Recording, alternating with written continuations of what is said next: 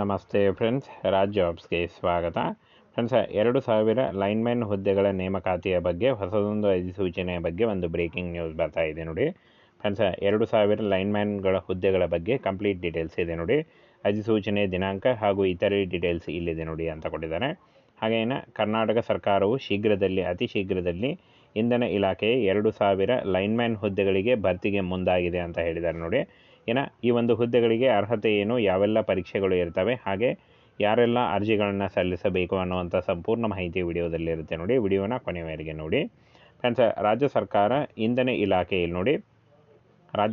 ಹಾಗೂ ಇಂಧನ ಇಲಾಖೆ ಅಗತ್ಯ ಬೇಕಾಗಿರುವ 2000 ಲೈನ್ಮ್ಯಾನ್ ಹುದ್ದೆಗಳ ಭರ್ತಿ ಕುರಿತಂತೆ ಇದೀಗ ಲೇಟೆಸ್ಟ್ ಅಪ್ಡೇಟನ್ನು ನೀಡಿದೆ.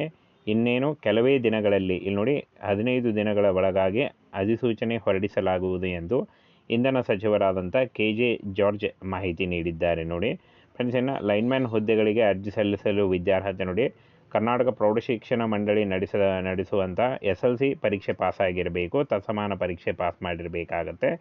SLC ಪಾಸಾಗಿದ್ದರೆ ನೀವು ಈ ಒಂದು ಲೈನ್ಮ್ಯಾನ್ ಹುದ್ದೆಗಳಿಗೆ ನೇಮಕಾತಿಯ ಹೊಸ ಅಧಿಸೂಚನೆ ಆಗಿರುತ್ತೆ. ಹಾಗೆ ನೀವು ಈ ಒಂದು ಹುದ್ದೆಗಳಿಗೆ ಅರ್ಜಿಗಳನ್ನು ಸಲ್ಲಿಸಬಹುದು. ಇನ್ನು 18 ವರ್ಷದಿಂದ 40 ವರ್ಷದ ಒಳಗಿನವರು ಅರ್ಜಿಗಳನ್ನು ಸಲ್ಲಿಸಬಹುದು. OBC ಅಭ್ಯರ್ಥಿಗಳಿಗೆ 35 ವರ್ಷ ಹಾಗೂ SC ST ಅಭ್ಯರ್ಥಿಗಳಿಗೆ 40 ವರ್ಷ ಹಾಗೂ ಹಿಂದುಳಿದ ವರ್ಗದ ಅಭ್ಯರ್ಥಿಗಳಿಗೆ 38 ವರ್ಷದ ಒಳಗಿನವರು ಕೂಡ ಅರ್ಜಿಗಳನ್ನು ಸಲ್ಲಿಸಬಹುದು. ಇನ್ನು ಕರ್ನಾಟಕ ಲೈನ್ಮ್ಯಾನ್ ಹುದ್ದೆಗಳಿಗೆ ಅರ್ಜಿ ಸಲ್ಲಿಸಲು ಬೇಕಾದ ಅರ್ಹತೆಗಳನ್ನು ನೋಡೋದಾದರೆ, ಅರ್ಜಿ ಸಲ್ಲಿಸುವವರಿಗೆ ಕನ್ನಡ ಭಾಷೆ ಓದಲು ಬರೆಯಲು ಮಾತನಾಡಲು ಗೊತ್ತಿರಬೇಕಾಗತ್ತೆ. ಹಾಗೆ ಕಣ್ಣಿನ ದೃಷ್ಟಿ ಚೆನ್ನಾಗಿರಬೇಕು ಅಂತ ಹೇಳಿದ್ದಾರೆ.